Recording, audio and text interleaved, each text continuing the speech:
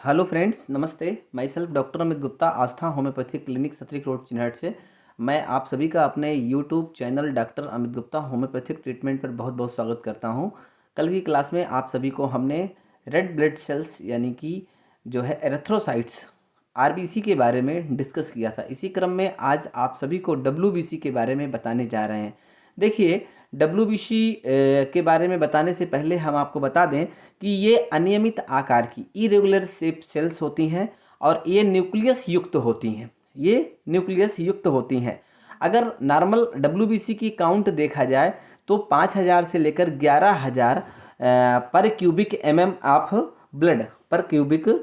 Of blood ये WBC की संख्या होती है। इसी के साथ साथ अगर इनके वर्गीकरण को देखा जाए कि ल्यूकोसाइट्स या फिर कह सकते हैं डब्ल्यूबीसी व्हाइट ब्लड सेल्स जिनको हम बोलते हैं, तो व्हाइट ब्लड सेल्स को दो भागों में वर्गीकृत किया गया है। एक तो ग्रेन्यूल्स के आधार पर ग्रेनुलोसाइट को कहा गया है कि उनके साइटोप्लाज्म में ग्रेन्यूल्स पाए जाते हैं, इसलिए उनको ग्रेनुलोसाइट या फिर ग्रेन्यूल्स के नाम से भी जानते हैं। इसी के साथ साथ अगर अब्सेंस ग्रेन्यूल्स होते हैं तो उन्हें ए ग्रेनुलोसाइट्स के नाम से जाना जाता है। देखिए, ग्रेनुलोसाइट की बात अगर हम करते हैं तो ग्रेनुलोसाइट में आपके ये न्यूट्रोफिल्स, इयोसिनोफिल्स और बेसोफिल्स पाए जाते हैं। कौन कौन से हैं? न्यूट्रोफिल्स और क्या है, बेसोफिल्स और इयोसिनोफिल्स। इसमें जो है ग्रेन्यूल्स पाए जाते हैं। इसी के साथ साथ अगर ए ग्रेनुलोफिल्स की बात करते हैं तो मोनोसाइट्स और लिम्फोसाइट्स जिनकी संख्या 2% और लिम्फोसाइट की संख्या 23% पाई जाती है डब्ल्यूबीसी में। अगर हम सबसे पहले ग्रेनुलोसाइट्स की बात करते हैं तो आपको सबसे पहले ये फिगर में दिख रहा होगा मोनोसाइट्स और लिम्फोसाइट जो कि है ए ग्रेनुलोसाइट्स, और इयोसिनोफिल, बेसोफिल और न्यूट्रोफिल्स की फिगर आपको दिख रहा होगा। तो ये देखिए, आप फिगर में देख रहे होंगे कि दो लोब हैं इयोसिनोफिल्स के और दो लोब, एक देखिए एक लोब से जुड़ा हुआ है, दो से अधिक 3 लोब हैं एक दूसरे से जुड़े हुए हैं, ये न्यूट्रोफिल्स हैं। लिम्फोसाइट देखिए बड़े बड़े लिम्फ क्या बोलते हैं सेल्स इसमें प्रेजेंट है, लिम्फोसाइट्स। और मोनोसाइट्स देखिए, मोनो मतलब एक होता है। तो इस तरीके से आगे आप लोगों को हम बताना चाहते हैं। इसी क्रम में आगे बढ़ते सबसे पहले हम देखते हैं कि अगर व्हाइट ब्लड सेल्स की बात करते हैं तो white blood cell circulate around the blood and help कर क्या करता है, इम्यून सिस्टम में हमारा मदद करता है। व्हाइट ब्लड सेल्स जितने भी इन्फेक्शंस हैं या जो भी हमारी बॉडी में इन्फेक्शन होने वाले होते हैं उनके प्रति जो है प्रतिरोधक क्षमता को बढ़ा करके हमको रोगों से लड़ने की शक्तियों को प्रदान करता है। अगर आगे देखते हैं, stem cell in the bone marrow are responsible for the producing white blood cell. अब हमारा जो व्हाइट ब्लड सेल्स कहाँ से आता है? देखिए, जो स्टेम सेल्स बोन मैरो में जो स्टेम सेल्स पाई जाती हैं वही रिस्पॉन्सिबल होती हैं बोन मैरो के प्रोडक्शन में। अगर बोन मैरो को देखा जाए तो the bone marrow then store and estimate 80 to 90% of the WBC. 80 से, कई बार ये सवाल पूछा गया है, कितना परसेंट बोन मैरो जो है एस्टिमेट जो है इकट्ठा करता है डब्ल्यूबीसी को? तो करीब करीब 80 से 90% आपका जो डब्ल्यूबीसी है उसको बोन मैरो इकट्ठा करके रखती है। जब इन्फेक्शन की बात आती है बॉडी में तो ये क्या करती है कि वहाँ से व्हाइट ब्लड सेल्स को क्या करती है, रिलीज करती है और इन्फेक्शन के अगेंस्ट वो लड़ाई करती है। ठीक है, उसको क्या पावर देती है और लड़ने का काम देती है। व्हेन एन इन्फेक्शन और इन्फ्लेमेटरी कंडीशन, या तो इन्फेक्शन के दौरान और या तो कोई इन्फ्लेमेटरी कंडीशन जैसे कि कोई सूजन या कोई ऐसी घाव हो गया वहाँ पर, या कहीं चोट लग गई, या फिर और भी किसी कारण से कोई लीजन हो गया, तो ऐसे कंडीशंस में इन्फ्लेमेटरी कंडीशंस में क्या होता है कि बॉडी जो है व्हाइट ब्लड सेल्स को की मदद से लड़ाई करती है और इन्फेक्शन के अगेंस्ट। ओके, अगर हम आगे फिर देखते हैं, इसी के क्रम में अगर हम देख लेते हैं कि हमारा जो ये तो व्हाइट ब्लड सेल्स है, व्हाइट ब्लड सेल्स को देख लें, आप देख ही रहे हैं, मोनोसाइट है, इयोसिनोफिल्स है, बेसोफिल्स है, लिम्फोसाइट्स है। आगे फिर हम देख लेते हैं कि अगर सबसे पहले हम देखते हैं ग्रेनुलोसाइट की बात करते हैं। जैसा कि हमने अभी आप लोगों को बताया कि दो टाइप का ग्रेनुल्स और ना ग्रेनुल्स उसके साइटोप्लाज्म में पाए जाने के हिसाब से हमने इसको दो भागों में वर्गीकृत किया है। तो अगर हम सबसे पहले बात करते हैं ग्रेनुलोसाइट की, granulocytes are white blood cells have small granules containing proteins. ठीक है, मतलब जो ग्रेनुलोसाइट्स व्हाइट ब्लड सेल्स होते हैं, यानी कि न्यूट्रोफिल्स की बात कर रहे हैं या फिर इयोसिनोफिल या फिर बेसोफिल की बात कर रहे हैं, क्योंकि इसमें ग्रेनुल्स पाए जाते हैं। तो जो ग्रेनुलोसाइट्स होते हैं WBC के, उसमें छोटे छोटे ग्रेनुल्स पाए जाते हैं, ग्रेनुल्स जो कि कंटेन करते हैं प्रोटीन, कंटेन करते हैं। ये 3 टाइप्स के होते हैं। कौन कौन से? नंबर 1 देखिए, basophils. These respondent less than 1% of white blood cells and typically present increase in number of an allergic reaction। मतलब ये कह रहे हैं कि लगभग बेसोफिल की अगर हम बात करते हैं, अगर हम बेसोफिल की बात करते हैं तो बेसोफिल की संख्या लगभग 1% हमारे WBC की जितनी WBC की संख्या होती है 5000 से 11000 जो हमने बताया पर क्यूबिक एमएम, उनका 1% जो है बेसोफिल होता है। जब भी एलर्जी से पीड़ित होता है कोई व्यक्ति, या फिर कहीं से किसी तरीके से इन्फेक्शन से होता है, तो इनकी संख्या क्या होती है? बढ़ जाती है। अगर हम इसको देखते हैं कि बेसिक डाई स्टेन करते हैं, अगर बेसिक किसी डाई से स्कैन अगर इनको करते हैं हम, तो ये नीले कलर के हो जाते हैं, जैसा कि अभी आपने फिगर में देखा था। इसी के क्रम में अगर आगे हम बात करते हैं इओसिनोफिल की, इओसिनोफिल्स रिस्पॉन्सिबल है एलर्जिक रिएक्शंस के लिए, इन्फेक्शन के लिए, दैट काज पैरासाइट काज। मतलब कि इन लोग देखो, सबसे पहले तो अगर हम देखें इओसिनोफिल की संख्या कितनी होती है, जैसे कि इसको हमने बताया था 1% होता है, तो ये इओसिनोफिल की संख्या WBC की लगभग 4% होती है। कितनी होती है? अबाउट 4%। अगर इनके ग्रेन्यूल्स को एसिड डाई से स्टेन किया जाता है, अगर इओसिनोफिल के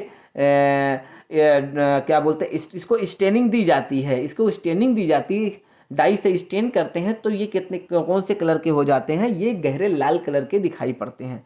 ठीक है।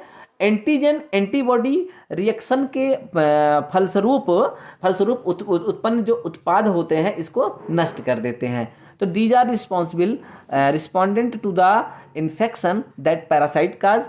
दे also play an general immune response as well as inflammatory response of the body. हमने वही बताया आपसे कि जब भी इन्फ्लामेटरी कंडीशंस बॉडी की लाइक कोई लीजन या घाव, ट्रॉमा, इस ऐसी कंडीशंस में इओसिनोफिल बहुत तेज रिस्पॉन्सिबल होता है इन्फेक्शन के अगेंस्ट, जो है वो अपनी संख्या को जैसा कि हमने बताया कि बोन मैरो में 80 से 90% तक इकट्ठा रहता है, और वो जब आवश्यकता पड़ती है तो प्रतिरोधी शक्ति के रूप में वो बाहर से निकल करके क्या बोलते आते वहाँ से बोन मैरो से निकल करके और आपको रोगों से लड़ने से बचने की क्षमता को प्रदान करते हैं। आगे हम तीसरा न्यूट्रोफिल की बात करते हैं। न्यूट्रोफिल सबसे मेजोरिटी में ये ग्रेनुलोसाइट का लगभग 70% होता है। दीज आर क्या ग्रेनुलोसाइट का जो पूरे जितने ग्रेनुलोसाइट्स होती है उसका लगभग 70% भाग न्यूट्रोफिल्स का ही होता है। अगर न्यूट्रोफिल्स को नेचुरल डाई से रंगा जाए, नेचुरल डाई से कलर किया जाए, तो ये कुछ बैगनी कलर का, ये कुछ वायलेट कलर का देता है। इसी के साथ साथ ये शरीर की सुरक्षा को प्रदान करता है, और संक्रमण जो फैलाने वाले जीवाणु हैं उनको क्या करता है, उनको by the nature of the phagocytosis, जिसका हमने बताया था कि कैसे हम फाइगोसाइटोसिस की प्रोसेस करते हैं, मतलब कि जिस लड़ करके सेल को भक्षण कर लेता है, खा लेता है। तो these are responsible majority white blood cells in the blood. सबसे वाइट ब्लड सेल्स में सबसे मेजोरिटी में आपका न्यूट्रोफिल्स पाया जाता है। और ये कैसे? दे एक्ट एज स्कैवेंजर्स, जैसे स्कैवेंजर्स एनिमल्स होते हैं, जैसे गिद्ध की तरह। ठीक है, क्या गिद्ध, चील, इनको स्कैवेंजर्स एनिमल्स बोलते थे, कि जैसे कि किसी चीज़ को पाए और खा गए, जो भी चीज़ डेड या खराब चीज़ जो भी है उनको क्या कर देते हैं? भक्षण कर लेते हैं। Helping surrounding and destroy bacteria, और आसपास के वातावरण को जो में हेल्प करते हैं। इसी के साथ साथ जो बैक्टीरिया हैं, फंजाई हैं, इन बॉडी में जो भी उनको क्या कर देते हैं? डिस्ट्रॉय कर देते हैं, उनको ख़त्म कर देते हैं, किल कर देते हैं। तो दोस्तों, आप सभी को आज हमने ग्रेनुलोसाइट्स के बारे में बताया। 2 चीज़ है, एक तो WBC में हमने बताया कि एक तो इरेगुलर शेप की होती हैं, एक तो WBC के बारे में बताया कि WBC हम 5000 से 11000 पर cubic MM of the blood पाए जाते हैं। 2 टाइप के होते हैं, ग्रेनुलोसाइट और एग्रेनुलोसाइट। ग्रेनुलोसाइट में बेसोफिल और इओसिनोफिल, न्यूट्रोफिल्स, और उसके बाद मोनोसाइट और लिम्फोसाइट हमारी एग्रेनुलोसाइट्स होती हैं, जिसमें ग्रेन्यूल्स नहीं होते हैं। ओके, अब आगे फिर बात करते हैं हम एग्रेनुलोसाइट की। आगे हम चलते हैं और हम एग्रेनुलोसाइट की बात करते हैं। अगर एग्रेनुलोसाइट की बात करते हैं तो हम एग्रेनुलोसाइट में 2 होते हैं, एक लिम्फोसाइट को सबसे पहले देखते हैं। देखो, मोनोसाइट 2% होता है, और लिम्फोसाइट हमारा जो होता है टोटल WBC का 23% होता है। ठीक है, यानी 70% आपका हो गया, क्या हो गया, 70% तो आपका न्यूट्रोफिल हो गया, 4% आपका हो गया इस्नोफिल, 1% बेसोफिल, 2% आपका हो गया मोनोसाइट, और जो हमारा लिम्फोसाइट होता है वो होता है 23%। तो लिम्फोसाइट की बात हम कर रहे हैं, तो लिम्फोसाइट जो है ये अबाउट 23% होता है। अब हम लिम्फोसाइट की बात करते हैं, तो लिम्फोसाइट का निर्माण कहाँ होता है? देखिए, इनका निर्माण अस्थि मज्जा में होता है और ये सीधे सीधे लिम्फेटिक सिस्टम में स्रावित किए जाते हैं। कहाँ सिक्रीट होते हैं? सीधे सीधे लिम्फेटिक सिस्टम में ये सिक्रीट किए जाते हैं। इसी के साथ साथ अगर हम देखते हैं कि जो इम्यून लिम्फोसाइट्स का भी निर्माण होता है अस्थि मज्जा में, यानी बोन मैरो में जो है अपरिपक्व इमेच्योर लिम्फोसाइट्स का भी निर्माण होता है। उसके बाद ये जो है lymph node thymus gland and spleen में हो करके विकसित होते हैं। विकसित होने के बाद ये जा करके रक्त में पहुंचते हैं। यानी कि अस्थि मज्जा में एक तो हमारा निर्माण हो रहा है, और अस्थि मज्जा में अपरिपक्व यानी कि इमेच्योर लिम्फोसाइट्स का भी निर्माण हो रहा है।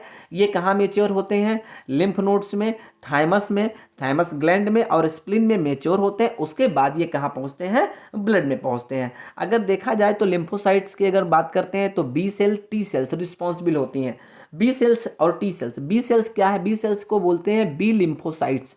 ये cell, these cells produce antibodies to help immune system mount a response and to infection. मतलब क्या करते हैं? बी सेल, जैसे बी सेल्स क्या होते हैं, इनको हम बी लिम्फोसाइट्स भी बोलते हैं, और ये बॉडी में जो है इम्यूनोग्लोबुलिन्स का निर्माण करते हैं, और ये क्या करते हैं? प्रतिरोधक क्षमता को बढ़ाते हैं। हमारे बी सेल्स जो होते हैं ये बॉडी में एंटीबॉडीज यानी कि इम्यूनोग्लोबुलिन्स को बढ़ाते हैं, और हमारे शरीर में रोग प्रतिरोधक क्षमता को बढ़ाते हैं, यानी इम्यून सिस्टम का स्ट्रांग करते हैं, इम्यून सिस्टम को विकसित करते हैं। इसी क्रम में आगे फिर हम बात करते हैं टी लिम्फोसाइट की बात करते हैं। टी सेल को बोलते हैं टी लिम्फोसाइट्स बोलते हैं, और ये T lymphocyte these white blood cells help recognize and remove an infection cause of the cells. यार बहुत बढ़िया काम है इसका। जो टी लिम्फोसाइट्स होता है ये क्या करता है? ये बैक्टीरिया को, प्रोटोजोआ को, वायरस को, कवक को, इनसे जो है अपने शरीर को लड़ने के लिए सुरक्षा प्रदान करता है, इनसे बचाता है, और क्या बोलते हैं, और इनको रिमूव भी करता है, इनके इन्फेक्शन को रिमूव भी करता है टी लिम्फोसाइट्स, जिसको हम बोलते हैं टी सेल्स। आगे फिर बोलते हैं नेचुरल किलर सेल्स। ये क्या होते हैं? नेचुरल किलर सेल्स को देखते हैं आप, तो नेचुरल किलर सेल्स जो होते हैं ये रिस्पॉन्सिबल होते हैं अटैक के लिए एंड किल करने के लिए viral cells as well as cancer cells. जो नेचुरल किलर सेल्स लिम्फोसाइट्स में पाए जाते हैं, ये क्या करते हैं? ये अटैक करते हैं, जो भी क्या बोलते हैं वायरल सेल्स होती हैं उनको किल करती हैं, एज वेल एज जो कैंसर सेल्स होते हैं उनको ये भी, उनके ऊपर भी अटैक करके बॉडी से उनको लड़ने की क्षमता को प्रदान करते हैं, उनसे लड़ने की क्षमता को प्रदान करते हैं। ओके, तो it is all about the WBC। ये टोटल आपका WBC रहा।